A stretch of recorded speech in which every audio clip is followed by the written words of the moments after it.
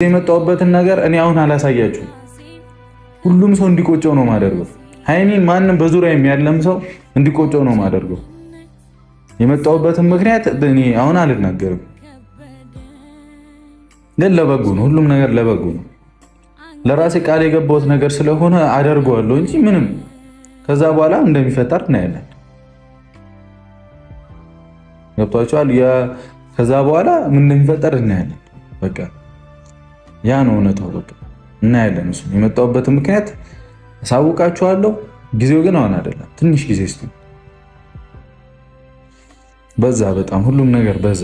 በቃ እንዴ ብቻዬንም ሆኜ ችግሬን መፍታት ያልቻልኩ ሰው ነኝ። ምን ይሻላልሽ? እየተመጣ በቃ ይበጣበጣል። ሰላሜን ማግኘት አጣሁ እኮ ጭራሽ።